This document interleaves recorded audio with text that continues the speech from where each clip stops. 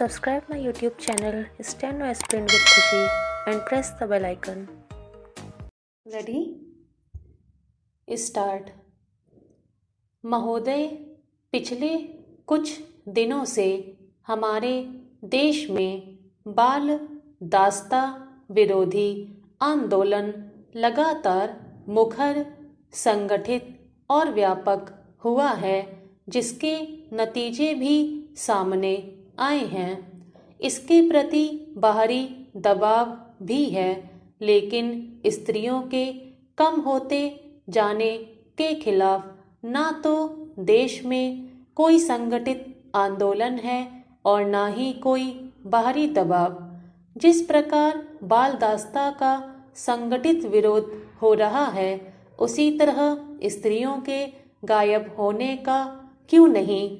आज भी देश के बहुत से हिस्सों में कन्याओं को जन्म लेते ही मार दिया जाता है और समाज के रूढ़ दृष्टिकोण के कारण शिक्षा और विज्ञान भी कातिलों की मदद कर रहे हैं। प्रसव पूर्व लिंग निर्धारण की बढ़ती हुई लोकप्रियता और इस परीक्षण के पक्ष में दिए जाने वाले तर्क हमारी सामाजिक संरचना की अभिव्यक्ति है। कुछ लोग बेहद शर्मनाक तरीके से कहते हैं कि बेटी हो या बेटा, यह निर्णय लेना हमारा प्राकृतिक अधिकार है। इसके लिए यह लोग बच्चों की सीमित संख्या का तर्क भी देते हैं। इनके अनुसार जब बच्चों की सीमित संख्या का अधिकार उनका है, तो वह बेटी हो या बेटी, यह भी उनका स्वतः सिद्ध अधिकार है।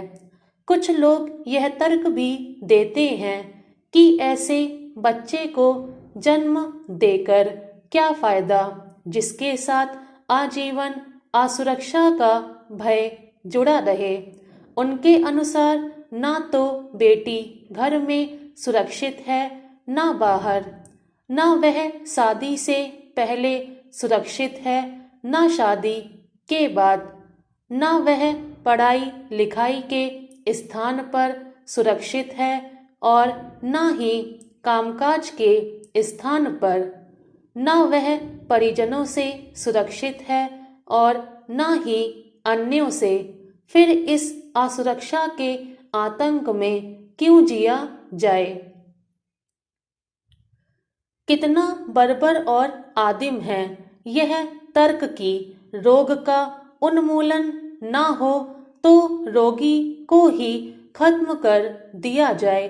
क्यों नहीं हम उन तमाम कारकों के विषय में सोचते जिनके कारण बेटियां आजीवन असुरक्षा और आतंक के साए में जीने को विवश हैं।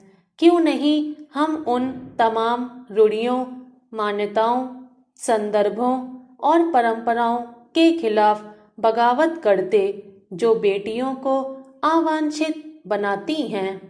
क्यों ऐसे मूल्यों के पोषण के खिलाफ सतत अभियान नहीं चलाया जाता जो तमाम तरह की गैर बराबरी की हिमायत करते हैं। क्यों ऐसी मान्यताओं का पोषण नहीं किया जाता जो यौन आधारित असमान रूढ़ियों का खंडन करती हैं। दरअसल हमारी मानसिक संरचना पूरी तरह से विभाजित है। एक ओर हमारा संस्कारगत मन है, दूसरी ओर है नई चेतना से सुसज्जित मन। संस्कारगत मन यौन आधारित गैर बराबरी का पोषण करता है, लेकिन नई चेतना से सुसज्जित मन उसका विरोध करता है। लेकिन संस्कारगत मन नई चेतना पर हावी हो जाता है और यथा स्थितिवाद को बनाए रखने में जुट जाता है।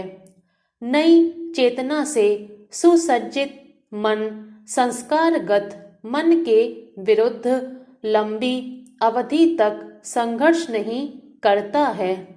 नई चेतना की कौंध भर से संस्कारगत मानसिकता को बदलना संभव नहीं है।